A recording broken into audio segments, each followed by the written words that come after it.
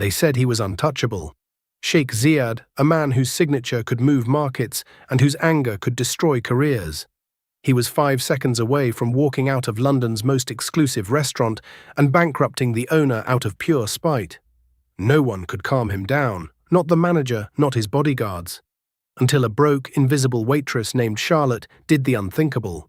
She didn't just serve him, she spoke a secret code that froze the billionaire in his tracks.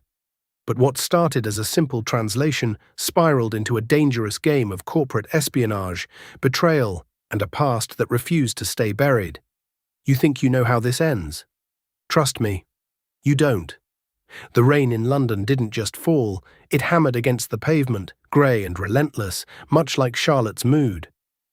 Inside Le Jardin, the crown jewel restaurant located within the deep, plush interiors of the Dorchester Hotel, the atmosphere was usually one of suffocating silence and polite clinking of silverware. But tonight the air was vibrating with terror. Charlotte adjusted her apron, her hands trembling slightly. She was 25, overqualified, and drowning in debt. The tips from tonight were supposed to cover the electricity bill for the small flat she shared with her ailing mother in Croydon. But looking at Table 4, she knew nobody was getting tipped tonight. Table 4 was occupied by Sheikh Ziad Al-Hamid. Ziad was not just a billionaire, he was a force of nature. At 34, he controlled a sovereign wealth fund that rivaled the GDP of small European nations. He was handsome in a terrifying way, sharp jawline, eyes the color of dark espresso that missed nothing, and a Brioni suit that cost more than Charlotte would make in 5 years. And he was furious. "I asked for the 1982 Petrus," Ziad said, his voice dangerously low, "and you bring me a 1986.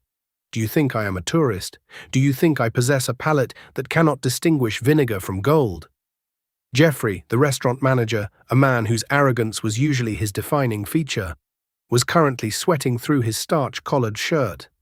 "Your Excellency, I assure you, it was an honest mistake from the sommelier. We are retrieving the—" "I don't want it anymore." Ziad stood up.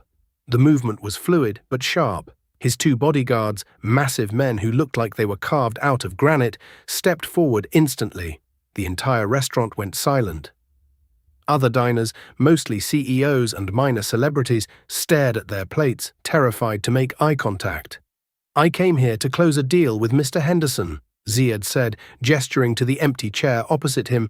"Henderson is late. Your service is an insult, and this city is testing my patience."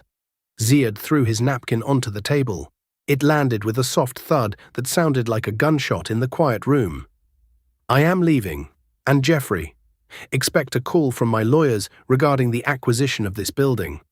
I think I'll turn it into a parking garage." Jeffrey turned pale. "Please, Sheikh Ziad." "Mr. Henderson just texted. He is stuck in traffic on Park Lane." "I do not wait for men who cannot manage their time," Ziad snarled. He turned on his heel, his leather shoes clicking sharply on the marble floor. He was walking straight toward the exit, straight toward where Charlotte was standing, holding a tray of untouched water glasses. Her heart hammered against her ribs. She should move. She should step back and fade into the wallpaper like she was trained to do. Invisible. Be invisible, Charlotte. But as Ziad stormed past her, his shoulder brushed against a server rushing out of the kitchen. The server stumbled, and a splash of red wine flew through the air, landing squarely on the sleeve of Ziad's pristine grey suit jacket. The room gasped. Ziad stopped. He looked at the stain. He looked at the terrified server. The silence stretched so thin it felt like it would snap. "Get out of my face," Ziad whispered in English, his voice shaking with suppressed rage. "Before I ruin your entire life." He turned to his head of security. "Yalla, Nemshi, Hada Makan Zift. Let's go. We are leaving. This place is trash." He spoke in a rapid, specific dialect of Gulf Arabic, Khaliji, but mixed with the sharp, cynical slang of the street, assuming no one in this stuffy British establishment would understand him. Without thinking, the words bubbled up from Charlotte's throat. It was a reflex, a ghost from a life she had lost 10 years ago. "Al-sabru mifta al-faraj, ya sheikh. Wa al-ghadab rih tuhalik bi al-aql." Patience is the key to relief, Your Excellency, and anger is a wind that blows away the mind. She spoke softly, but her accent was flawless. It wasn't the Arabic of a textbook, it was the Arabic of a native speaker, specifically carrying the slight, sophisticated lilt of Abu Dhabi, where she had spent her childhood. Ziad froze. He was 3 steps away from the door. Slowly, terrifyingly slowly, he turned around. The silence in Le Jardin shifted. Before, it was fear of an outburst. Now it was the confusion of the elite. Why was the billionaire staring at the waitress? Jeffrey looked like he was about to faint. He rushed forward, his face red. "You stupid girl! How dare you speak to—" Ziad held up one hand. He didn't look at Jeffrey. His dark eyes were locked on Charlotte. He scanned her face, looking for the joke, looking for the trick. "What did you say?" Ziad asked. He didn't speak in English this time. He spoke in Arabic. "Kultu inna al-ghadab la yulik bika, Sidi," Charlotte replied, her voice trembling but her chin held high. "I said that anger does not suit you, sir." Ziad's eyes narrowed. He took a step closer to her, invading her personal space.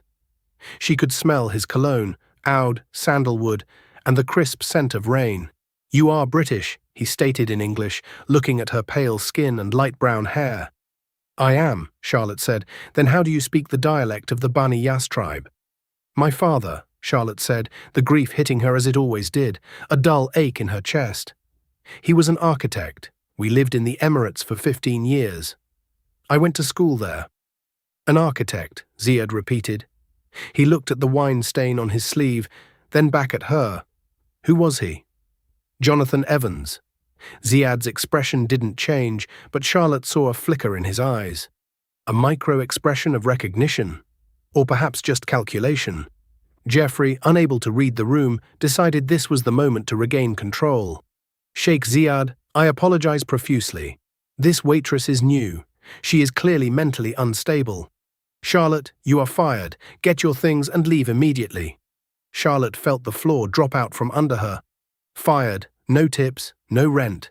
Her mother's medication cost $200 a month. She was going to be on the street. "No," she whispered. "Please, Jeffrey, Get out," Jeffrey hissed, grabbing her arm. "Remove your hand from her." Ziad's voice cracked through the air like a whip. Jeffrey let go as if burned. "Sir?" Ziad buttoned his stained jacket, his demeanor suddenly calm, terrifyingly composed. "You were going to fire her for possessing a skill you lack? For showing cultural respect?" She spoke out of turn," Jeffrey stammered. "She is the only person in this room who has spoken sense," Ziad said. He looked at Charlotte. "You need a job?" Charlotte blinked. Yes. I need this job." "Not this one." Ziad looked around the restaurant with disdain. "This job is beneath you. You speak Arabic. You understand the culture. Do you understand business?" I helped my father with his contracts. Before," she trailed off. "Before what?" "Before he was ruined," Charlotte said, the bitterness slipping out before she could catch it. Ziad studied her for a long moment. The tension in the room was palpable. Finally, he reached into his inner pocket and pulled out a heavy cardstock business card embossed with gold leaf. "I have a meeting in 1 hour, a negotiation that requires nuance. My current translator is technically proficient but culturally blind. He translates words, not meanings." Ziad held the card out to her. "Come to the penthouse of the Shard at 9 p.m. Wear something professional. If you survive the meeting, you have a job. If you fail, you go back to pouring water for idiots." Charlotte stared at the card. It was crazy. It was dangerous. She didn't know this man, but she thought of the eviction notice on her kitchen table. "I don't have anything professional," she admitted, her face flushing. "Just this uniform and jeans." Ziad snapped his fingers. One of his bodyguards stepped forward, holding a black American Express Centurion card. "Take her to Harrods," Ziad commanded the bodyguard. "Get her a suit, navy or black, conservative. Then bring her to the Shard." He looked at Charlotte one last time. "Don't make me regret this, Miss Evans." With that, Ziad turned and walked out into the London rain, leaving Jeffrey standing with his mouth open and Charlotte holding a black card that had no spending limit. 2 hours later, Charlotte felt like an imposter in her own body. She was wearing a tailored navy pantsuit by Armani that cost more than her car. Her hair was pulled back into a sleek, severe bun. She sat in the back of a blacked-out Mercedes S-Class, watching the lights of London blur past. The bodyguard, whose name she learned was Karim, sat in the front. He hadn't said a word since they left Harrods. They pulled up to the Shard, the glass needle piercing the night sky. Charlotte was ushered through a private entrance, up a dedicated elevator that made her ears pop, and into a penthouse that spanned the entire floor. The view was breathtaking, but the atmosphere inside was suffocating. Ziad was standing by the window, looking out at the city. Sitting on the leather sofas were 3 men. 2 were Westerners in expensive suits, lawyers judging by the briefcases. The 3rd man was Middle Eastern, older, with a fox-like face and a nervous tick in his left eye. "Ah, the waitress arrives," Ziad said without turning around. The lawyers looked at her, confused. The older man, introduced as Mr. Farouk, narrowed his eyes. "This is your new translator?" Farouk asked in Arabic, chuckling. "Does she even know the difference between a contract and a grocery list?" Charlotte didn't wait for Ziad to introduce her. She walked forward, placed her portfolio on the table, and replied in crisp, formal Arabic. "A contract binds men of honor, Mr. Farouk. A grocery list is for those who are hungry. Tonight, I believe we are determining who is which." Farouk stopped laughing. Ziad turned from the window, a ghost of a smile playing on his lips. "Sit," Ziad commanded. The meeting began. It was a negotiation for a massive infrastructure project in the Red Sea. Ziad was investing, but he needed local logistics partners. Farouk was representing a consortium of local construction firms. For the first hour, it was standard. Charlotte translated back and forth, her brain firing on all cylinders. She fell into a rhythm. But as the night wore on, she noticed something. Farouk kept glancing at the British lawyers, specifically a man named Sterling. "No, wait, not Sterling. Let's call him Mr. Vance. No, user band Vance. Let's call him Mr. Thorne. No, band 2. Let's call him Mr. Blackwood." Mr. Blackwood was smooth. Too smooth. Every time Ziad asked about the supply chain timelines, Blackwood would answer in English, "We have secured all permits." But then Farouk would mutter to his colleague in a very thick, rapid Bedouin dialect, a dialect so obscure most urban Arabs wouldn't catch the nuance. "Tell him the permits are pending approval from the ministry," Farouk would whisper. But Blackwood would translate to Ziad, "The permits are fully approved." They were lying.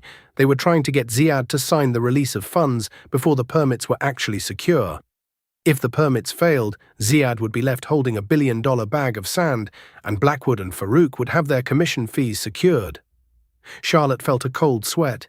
If she spoke up, she was accusing powerful men of fraud. If she stayed silent, Ziad would lose millions. She looked at Ziad. He looked tired. He was reaching for his gold fountain pen. "Everything seems in order," Ziad said, looking at the contract. "Yes, Sheikh Ziad," Blackwood smiled, a shark showing its teeth. "Just sign on the dotted line, and we can break ground next month." Ziad uncapped the pen. The tip hovered over the paper. "Stop," Charlotte said. The room froze. "Excuse me," Blackwood snapped. "We are in the middle of—" "Don't sign it, Sheikh Ziad," Charlotte said, switching to English so everyone could understand. Ziad didn't look up from the paper. "Why?" "They are lying to you," Charlotte said, her voice steady despite her shaking hands. "Mr. Blackwood claims the permits are approved, but Mr. Farouk just told his associate that the permits are pending ministry approval and that they need your signature to bribe the official to fast-track them." Blackwood slammed his hand on the table. "This is outrageous. This girl is a waitress. She doesn't understand technical terminology."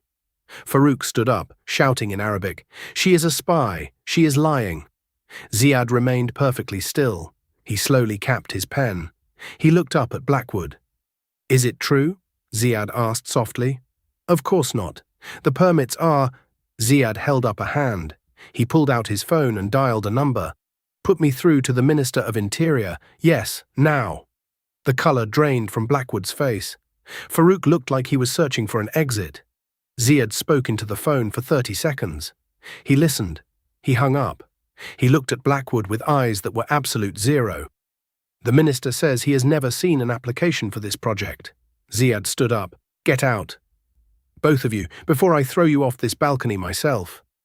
The scramble was pathetic. Blackwood and Farouk grabbed their papers and fled the penthouse as if the devil himself was snapping at their heels.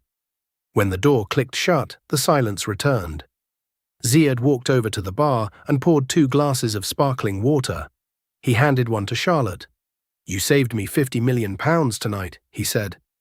"I just translated what I heard," Charlotte said, taking the glass. "You heard what they wanted to hide. That is rare." Ziad sat on the edge of the sofa. "Tell me, Charlotte Evans, your father, Jonathan Evans, was he the architect who designed the Al Noor Tower?" Charlotte froze. She hadn't heard that name in years. "Yes, that was his project. And the tower collapsed during construction," Ziad said. 10 years ago, killed 3 workers. Your father was blamed for faulty engineering. He lost his license, his reputation, and his money. He fled back to England and died of a heart attack 2 years later. Tears pricked Charlotte's eyes. It wasn't his fault. The concrete suppliers cut corners. He told them. He sent memos. But the company buried the evidence and pinned it on him. "I know," Ziad said. Charlotte looked up. "How do you know?" Ziad looked at her, his expression unreadable. "Because the company that supplied the bad concrete was a subsidiary of my father's corporation. I was 24 at the time. I was just a junior executive. I tried to find the memos, but they vanished." Charlotte dropped her glass. It didn't break on the thick carpet, but the water soaked into the expensive wool. "Your family ruined mine?" she whispered. "My family's company," Ziad corrected. "But yes, I have carried that guilt for a decade. I have been looking for the evidence to clear his name ever since I took over as CEO. He leaned forward. "I didn't hire you by accident, Charlotte. I saw your name on the employment roster at the restaurant. I knew who you were.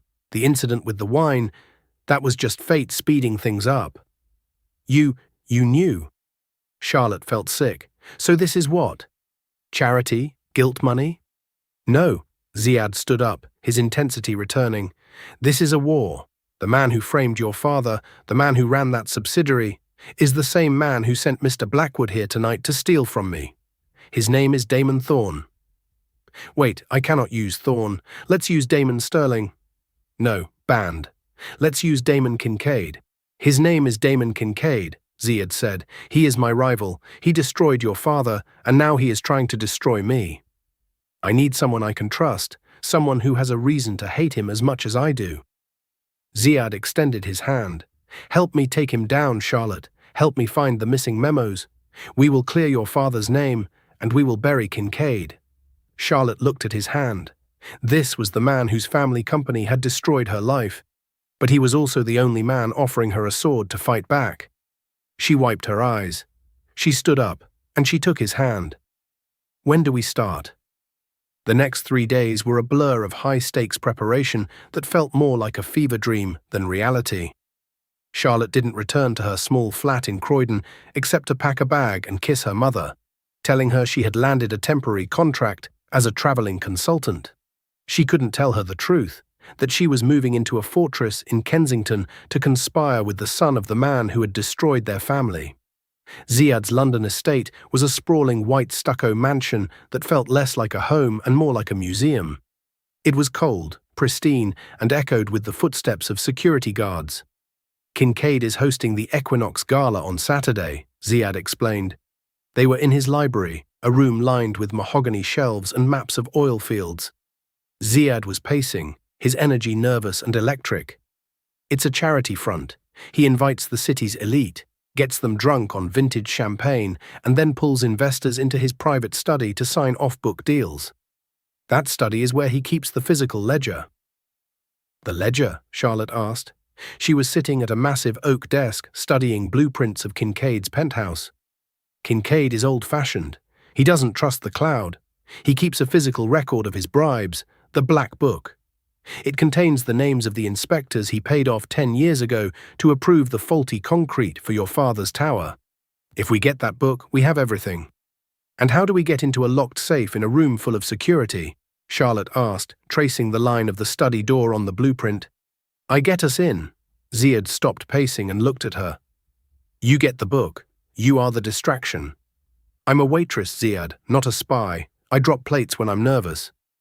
Ziad walked around the desk and leaned against it, crossing his arms. The distance between them closed, and for a moment the business veneer slipped. He looked at her not as an asset, but as a woman who had suffered because of his family's negligence. "You are not just a waitress, Charlotte. You are Jonathan Evans's daughter. You have his mind. I saw how you handled Farouk. You have a poker face that could bankrupt a casino." His voice softened. "And you have a reason to be there that no one else has. Justice." He reached into a drawer and pulled out a velvet box. Inside was a necklace, a cascade of diamonds and sapphires that looked heavy enough to sink a ship. "Wear this," he said. "It belonged to my mother. It is a symbol. When people see this on your neck, they won't look at your shoes, they won't look at your hands, and they certainly won't suspect you are about to rob the host." Charlotte touched the cold stones. "Who am I supposed to be?" "My fiancé," Ziad said, his eyes locking onto hers. The air left Charlotte's lungs. "Your what?" "It is the only cover Kincaid will believe. He knows I am looking for a wife to satisfy the board of directors. If I bring a random translator, he will be suspicious. If I bring my future wife, he will be jealous. Kincaid has always wanted what I have. If he thinks you are mine, he will focus on me, trying to undermine me, trying to humiliate me. That will give you the window you need. And if he asks me about my background? You tell the truth, mostly. You are Charlotte Evans. You are an art historian, which is close enough to architecture. And you are the woman who tamed the wild sheikh." Ziad offered a wry, self-deprecating smile. "Is that what they call you?" "They call me much worse," Ziad said darkly. "Now get dressed. The stylists are waiting." The transformation took 4 hours. When Charlotte finally stood before the full-length mirror, she didn't recognize herself. The dress was a midnight blue silk gown that clung to her curves like liquid shadow. It was backless, daring, and sophisticated. Her hair was swept up in an intricate chignon, exposing the column of her neck, where the sapphire necklace glittered like a constellation. She looked powerful. She looked dangerous. When she walked down the grand staircase, Ziad was waiting at the bottom. He was wearing a tuxedo, looking every inch the billionaire playboy. He was checking his watch, but when he heard her steps, he looked up. He stopped. His hand fell to his side. For a long moment, neither of them spoke. The silence wasn't awkward. It was charged, heavy with the weight of the lie they were about to live. "Do I look the part?" Charlotte asked, her voice quiet. Ziad cleared his throat, adjusting his cufflinks. He looked almost rattled. "Yes, you look adequate." Charlotte raised an eyebrow. "Adequate?" Ziad stepped forward and offered his arm. His cologne, that mix of rain and oud, enveloped her. "I meant to say, you look like a weapon, Charlotte. Let's go start a war." The Equinox Gala was held at the Royal Opera House. It was a sea of flashing cameras, red carpets, and artificial smiles. As Ziad's limousine pulled up, the paparazzi swarmed. "Stay close to me," Ziad murmured as the door opened. "Put your hand on my arm. Smile like you know a secret they don't." Charlotte stepped out into the blinding flash of bulbs. She gripped Ziad's bicep, feeling the hard muscle beneath the expensive wool. He guided her through the chaos with the ease of a man who had lived his entire life in the spotlight. Inside, the ballroom was a spectacle of excess. Champagne flowed from crystal fountains. A string quartet played pop songs in slow, mournful classical arrangements. "There he is," Ziad whispered, leaning close to her ear. Charlotte followed his gaze. Standing near the center of the room, holding court with a group of politicians, was Damon Kincaid. He was older than Ziad, perhaps in his late 40s, with silver hair and a smile that didn't reach his eyes. He looked like a man who had never been told no in his life. "Ready?" Ziad asked. "No," Charlotte admitted. "Good. Fear keeps you sharp." They walked toward Kincaid. As they approached, Kincaid's eyes landed on Ziad, and his smile tightened. Then his gaze shifted to Charlotte. He paused. He looked at the necklace. He looked at her face. "Ziad," Kincaid's voice was smooth, like oil on water. "I didn't think you'd show. I heard the deal with the Red Sea project fell through." "You heard wrong, Damon," Ziad said coolly. "We signed this morning, but I'm not here for business. I'm here to introduce you to my fiancée, Charlotte Evans." Kincaid took Charlotte's hand. His skin was dry and cold. Evans? A pleasure. I knew a Jonathan Evans once. Architect. Tragedy, that? Charlotte's heart hammered against her ribs. He was baiting her. He knew exactly who she was. A common name, Charlotte said, her voice steady. But yes, tragedy seems to follow architects in this city. Kincaid's eyes narrowed slightly. He released her hand. Indeed. Well, enjoy the champagne. It's 1996, Dom Perignon. I believe that's a bit out of your usual range, Ziad. I heard your liquidity is tied up. I have enough liquidity to buy you out, Damon. Twice, Ziad shot back. The tension was palpable. Ziad was doing exactly what he said he would, drawing Kincaid's fire. Excuse me, Charlotte said softly. I need to find the powder room. Of course, my love, Ziad said, pressing a kiss to her cheek. It lingered a fraction of a second too long to be just for show. Don't be long. Charlotte walked away, feeling Kincaid's eyes on her back. She navigated the crowd, heading toward the restrooms, but at the last second, she ducked behind a velvet curtain that led to the service corridors. She had the map memorized. Kincaid's private study was on the 3rd floor, accessible via the staff elevator. She kicked off her heels, carrying them in her hand, to move silently. She slipped past a catering team arguing about hors d'oeuvres and found the elevator. She swiped the cloned keycard Ziad's security team had fabricated. Beep, green light. She exhaled. The elevator opened on the 3rd floor. The hallway was dark, lined with expensive art. At the end of the hall was a heavy oak door. She approached it. The keypad. Ziad had given her a device, a small black box that was supposed to brute force the code. She attached it to the panel, calculating. Downstairs, Ziad was making a scene. He had just loudly bid £2 million for a painting he didn't want, purely to annoy Kincaid. The distraction was working. Click. The light on the door turned green. Charlotte pushed inside. The study smelled of cigars and leather. She moved quickly to the painting of the ship on the far wall, the hiding place for the safe. She swung the frame aside. There it was. A steel wall safe. Okay, she whispered. Combination. Ziad hadn't known the combination, but he knew Kincaid. He is a narcissist, Ziad had said. Try his birthday. Try the date he took the company public. Try the date he beat my father in the merger. She tried the birthday. Error. She tried the merger date. Error. She tried the date the Al Noor Tower collapsed. Error. Her hands were shaking. Think, Charlotte. Think. She looked around the room. On the desk was a framed photo. It wasn't of Kincaid's family. It was a photo of Kincaid shaking hands with the Prime Minister. The date was stamped on the bottom in gold. July 14, 2012, the day he was knighted. The day he became Sir Damon. She punched in 071412. Click. The heavy door swung open. Inside there were stacks of cash, a gun, and a black leather notebook. Charlotte grabbed the notebook. She opened it. Her eyes scanned the pages. March 4th, payment to Inspector G, $50,000. April 10th, approval for Grade C concrete, Al Noor project. Note, ensure J. Evans takes the fall if structural integrity fails. Tears blurred her vision. It was here, in black ink. Her father's death warrant, signed by Damon Kincaid. She shoved the book into her clutch purse. She had to go. She closed the safe, swung the painting back, and turned to the door. The door handle turned. Charlotte froze. There was nowhere to hide. The room was open. The door opened and a man stepped in. It wasn't Kincaid. It was Ziad. Charlotte let out a breath that was half sob. You scared me to death. I got it. I have the book. Ziad didn't smile. He walked into the room and closed the door behind him. He locked it. Show me, he said. Charlotte pulled out the book. It's all here, Ziad. The bribes, the concrete, the note about my dad. We can go to the police tonight. We can...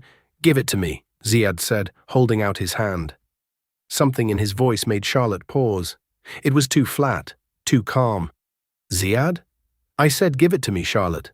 Why are you looking at me like that? Charlotte took a step back, clutching the book to her chest. Because, Ziad said, taking a step toward her, we aren't going to the police. The room suddenly felt very cold. The sounds of the party downstairs were a muffled thrum, a world away. What do you mean? Charlotte whispered. You said, You said this was about justice. You said we would clear his name. I said I wanted to destroy Kincaid, Ziad corrected. And I do, but this book doesn't just implicate Kincaid. Ziad walked over to the window, looking out at the rain-slicked streets of London. Open the last page, Charlotte. Charlotte's hands trembled as she flipped to the back of the notebook. There was a folded document tucked into the leather pocket. She unfolded it. It was a memo authorized by the board of directors of the parent company, sanctioning the use of cheaper materials to boost quarterly profits. At the bottom of the page, there were two signatures. One was Damon Kincaid, the other was Sheikh Ahmed Al-Hamid. Ziad's father. Charlotte looked up, horror dawning on her face. Your father knew. My father ordered it, Ziad said, his back still turned to her. Kincaid was just the executioner. My father was the judge. The company was in debt. They needed to cut costs. They sacrificed the tower to save the stock price. You knew, Charlotte said. Her voice broke. You knew this whole time. Ziad turned around. His face was a mask of anguish, but his eyes were hard. I suspected. I didn't know for sure until I saw your face just now. You used me, Charlotte said. The realization hit her like a physical blow. You didn't bring me here to get justice for my dad. You brought me here to steal the evidence that implicates your family. You wanted to bury this. If that book goes to the police, my family's legacy is destroyed, Ziad said, pleading now. My father is dead. He cannot be punished. But the thousands of people I employ, the charities I fund, they will all collapse. The Al-Hamid name will be mud. My father died of a broken heart, Charlotte screamed. He died thinking he was a failure, and your father signed the paper that killed him. I can pay you, Ziad said, taking a step toward her. Charlotte, listen to me. I can give you anything. 10 million pounds. A new life. We can destroy Kincaid for the bribery, but we burn that last page. We protect the company. You're just like them, Charlotte spat. She felt sick. She looked at the man she had started to trust, the man she had almost felt something for, and all she saw was another suit, another checkbook. You think money fixes dead fathers. You think money fixes honor. Charlotte, give me the book. No. Ziad lunged. It wasn't a violent attack. It was a desperate grab. He caught her wrist. Charlotte struggled, her heels slipping on the Persian rug. Let me go. I can't let you leave with that, Ziad shouted, his composure finally shattering. You don't understand the stakes. I understand that you are a coward, Charlotte yelled. She stomped on his foot with the sharp heel of her shoe, the shoe he had bought her. Ziad cried out and loosened his grip. Charlotte shoved him back. He stumbled against the desk. She didn't wait. She turned and ran. She burst out of the study, sprinting down the hallway. She heard Ziad shouting her name, but she didn't look back. She hit the elevator button. It was too slow. She ran for the service stairs. She tore the sapphire necklace from her neck as she ran, clutching it in her hand like a weapon.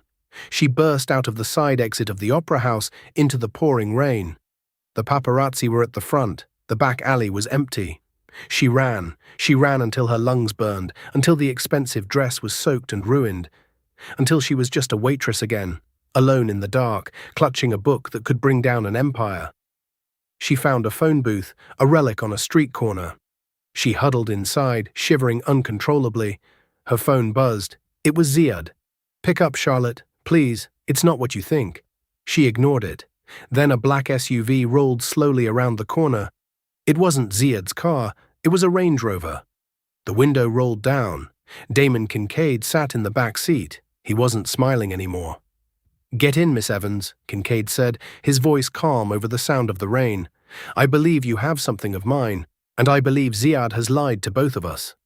Charlotte looked at the phone in her hand, then at the man who ruined her father. She was trapped between a liar and a monster.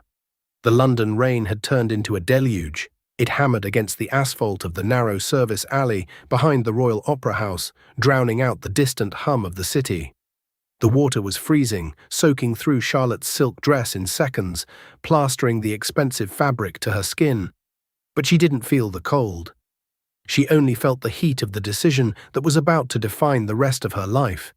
She stood frozen, a statue of indecision trapped between two worlds. In front of her, the rear door of the black Range Rover stood open like a gaping mouth. Inside, the leather interior looked warm, dry, and safe. Damon Kincaid sat there, relaxed, a glass of amber liquid in his hand, looking at her with the patience of a predator who knows the prey has nowhere left to run. "Get in, Miss Evans," Kincaid said. His voice was smooth, cutting through the sound of the rain. "You're a smart girl. I've seen your file. You've spent your whole life struggling, paying for your mother's treatments, counting pennies to keep the lights on. Why? Because your father was a dreamer, and dreamers get crushed." Charlotte gripped the clutch purse to her chest. Inside was the black notebook, the black book that contained the soul of 2 corporations and the truth about her father's death. He wasn't a dreamer, Charlotte's voice trembled. He was honest. He was naive, Kincaid corrected gently, extending a hand. The world doesn't reward honesty, Charlotte. It rewards leverage. You have leverage now. Come with me. I will write a check that will clear your debts, move your mother to a private clinic in Switzerland, and ensure you never have to pour another glass of water for an ungrateful snob again. Or, he gestured vaguely into the dark, wet alley behind her. Or you can stay here, in the rain, with a man who lied to you from the moment he met you. A man who stole that book not to save your father's reputation, but to save his own family's stock price. Kincaid's logic was seductive. It was practical. It was everything her poverty-stricken life had taught her to crave: security. But then, the sound of an engine roaring like a wounded beast shattered the moment. Headlights blinded them. A sleek black Mercedes S-Class drifted around the corner at dangerous speed, tires screeching against the wet pavement. It didn't stop gracefully. It slammed into a row of garbage bins, blocking the exit of the alley, metal grinding against brick. The driver's door flew open. Ziad stumbled out. He looked nothing like the billionaire who had walked into the gala an hour ago. His tuxedo jacket was torn at the shoulder. His hair was wild, plastered to his forehead. He was gasping for air, his chest heaving. He looked desperate. He looked human. "Get away from her, Damon," Ziad roared. His voice cracked, raw with emotion. Kincaid didn't flinch. He merely sighed, handing his drink to someone inside the car, and stepped out into the rain. 2 massive bodyguards unfolded themselves from the vehicle, flanking him instantly. They were professionals, calm, large, and terrifying. "You're embarrassing yourself, Ziad," Kincaid said, buttoning his cashmere coat. "Look at you. You're hysterical. The girl has chosen. She knows who the real villain is. Your father signed the order, Ziad. Your father authorized the use of the Grade C concrete. My hands are clean. I just followed instructions." "And you bribed the inspector to look the other way," Ziad shouted, stepping into the muddy water that pooled between them. "You chose the supplier. You took the kickbacks. My father was weak, yes. He was desperate to save the company. But you were greedy. You killed those men for a commission check." "Details," Kincaid waved his hand dismissively. He turned his eyes back to Charlotte. "Give me the book, Miss Evans. Ziad wants to burn it to save the Al-Hamid legacy. I want to burn it to save us all the headache. It's the same outcome. The only difference is, I pay better. And I don't pretend to be in love with you." The words hung in the air. Pretend. Charlotte looked at Ziad. He was shivering, soaking wet, standing alone against 3 men. He wasn't looking at the book in her hand. He was looking at her face. His dark eyes, usually so guarded and calculating, were wide open. "I didn't want the book to burn it," Ziad said. His voice was quiet now, barely audible over the rain. Charlotte hesitated. Her heart was pounding so hard she thought it might bruise her ribs. "You said, in the office, you said you had to protect the company. You said the truth would destroy everything."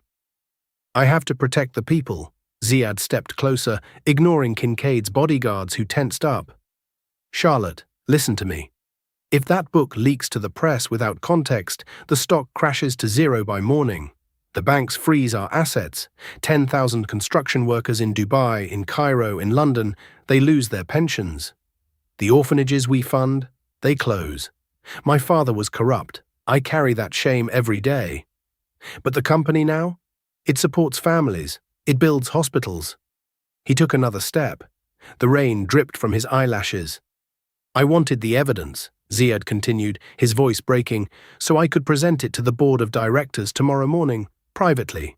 I was going to admit my father's guilt, force a settlement to pay reparations to the families of the victims, including yours, and then I was going to resign. The silence in the alley was deafening. Even the rain seemed to pause. Resign? Charlotte whispered. I cannot lead a company built on a lie, Ziad said. I wanted to clean the slate. But I needed to do it in a way that didn't destroy the innocent people working for me. That is why I lied to you, not to save myself, but to save them. Kincaid laughed. It was a sharp, barking sound. Oh, bravo! A magnificent performance. You expect her to believe that? You're a shark, Ziad. Sharks don't resign. They eat. Kincaid snapped his fingers. Enough of this melodrama. Boys, get the book. The two bodyguards moved. They didn't run. They walked with the heavy, inevitable momentum of a landslide. No, Ziad moved. He didn't fight like a hero in a movie. He fought like a man who had nothing left to lose. He threw himself at the first bodyguard, tackling him into the wet pavement. It was chaotic and ugly.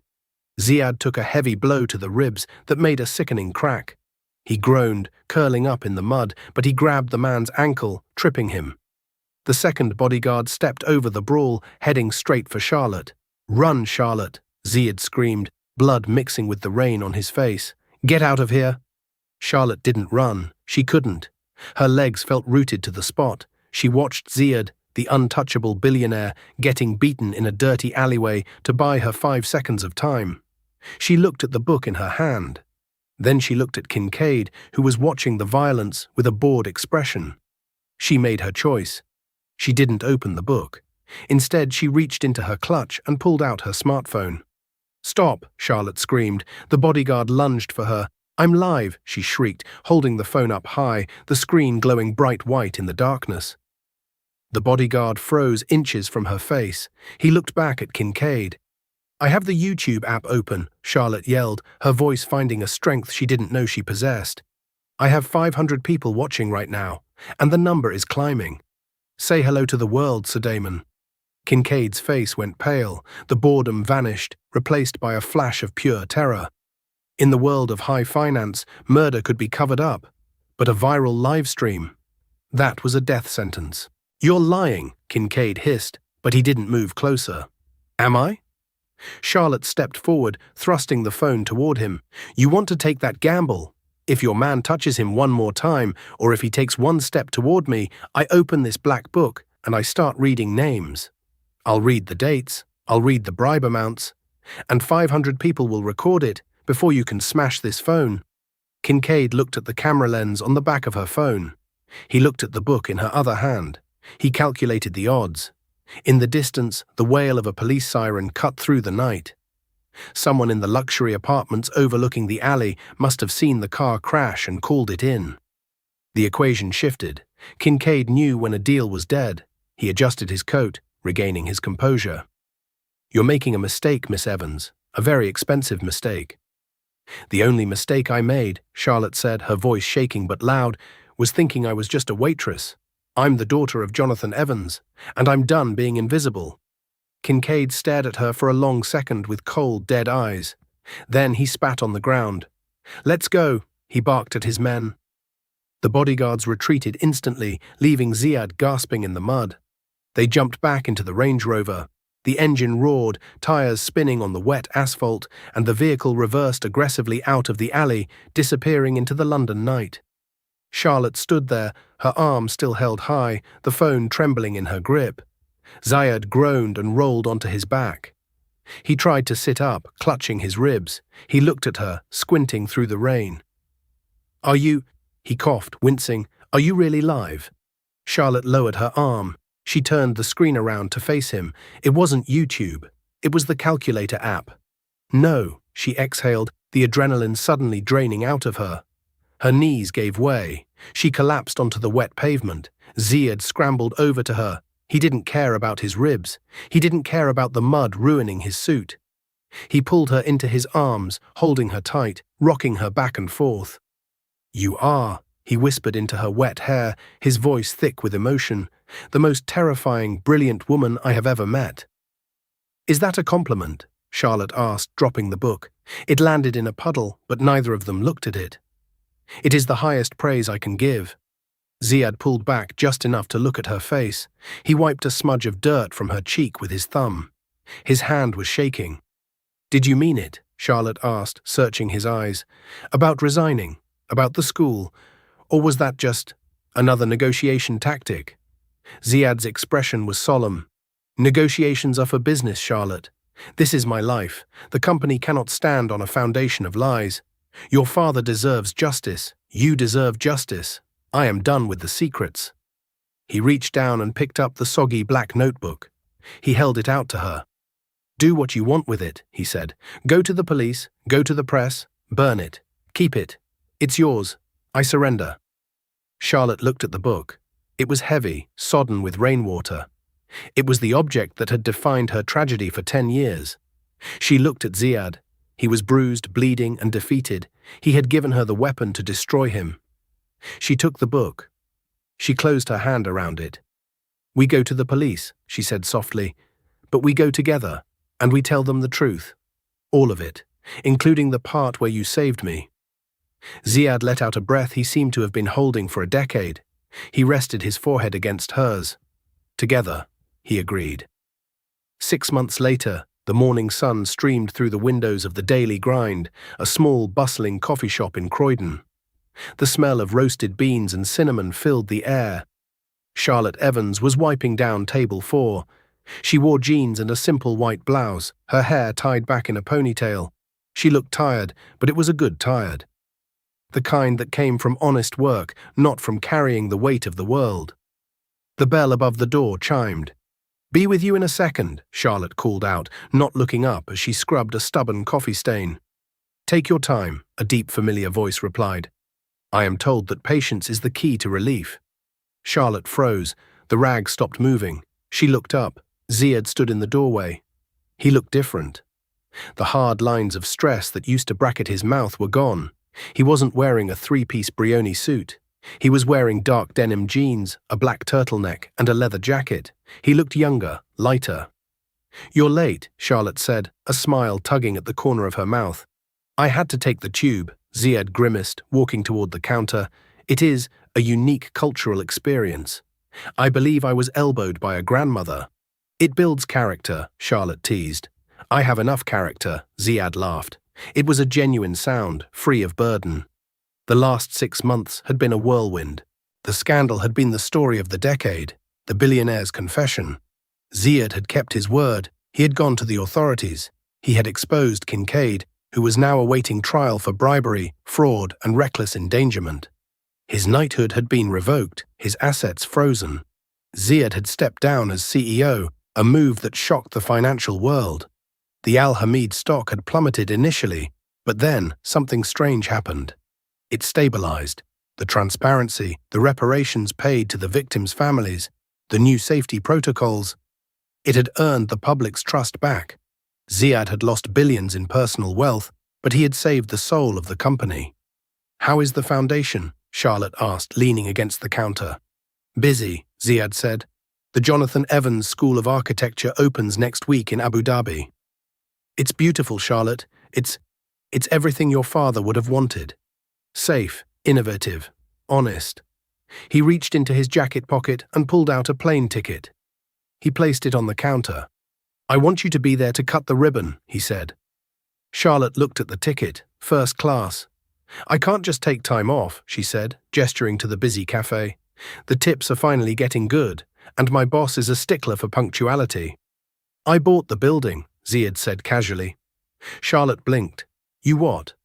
I bought the coffee shop, about 10 minutes ago. I spoke to the owner outside. He seemed very happy with the offer. Ziad shrugged. So technically, I am your boss, and I am giving you time off. Charlotte laughed, shaking her head. You are impossible. You can't just buy things to solve your problems, Ziad. I didn't buy it to solve a problem, Ziad said, his voice dropping, becoming intimate in the crowded room. I bought it because I needed an excuse to see the woman who saved my life. He reached across the counter and took her hand. His skin was warm. I have a job offer for you, Charlotte. A real one. Oh? She raised an eyebrow. Does it involve corporate espionage? Climbing out of bathroom windows? Blackmailing knights of the realm? Ideally, no, Ziad smiled. It involves running the scholarship fund. It involves traveling. And… He paused, his dark eyes searching hers with a vulnerability that made her breath catch. And it involves dinner. With me? Tonight. No bodyguards, no secrets, just pizza. Maybe a movie if I can figure out how to buy tickets without a concierge. Charlotte looked at him. She saw the man who had walked out of the rain and into her life. She saw the man who had been a prince, then a villain, then a hero, and was now just Ziad. She looked around the coffee shop. She looked at the apron she was wearing. Slowly, she untied the strings behind her back. She pulled the apron over her head and folded it neatly on the counter next to the plane ticket. "I get off at 6, she said. "I will wait," Ziad replied, not letting go of her hand. "However long it takes." "You know," Charlotte smiled, squeezing his hand back, "pizza sounds perfect." Wow. Just wow. From a spilled glass of wine to toppling a corrupt empire. Charlotte didn't just translate a language, she translated pain into power. It makes you wonder, how many people do we walk past every day who are holding secrets that could change the world? Ziad lost his fortune, but found his honor. Kincaid kept his money, but lost his freedom. And Charlotte? She proved that the truth is the only currency that matters. Now I have a question for you. If you were in Ziad's position, would you have handed over the book that destroyed your own father's legacy? Or would you have burned it to save your family name? Be honest. Let me know in the comments below. If you enjoyed this roller coaster of a story, please smash that like button. It really helps the channel. And if you want more stories about revenge, romance, and justice, hit subscribe and ring the bell so you never miss a part. Thanks for watching, and I'll see you in the next story.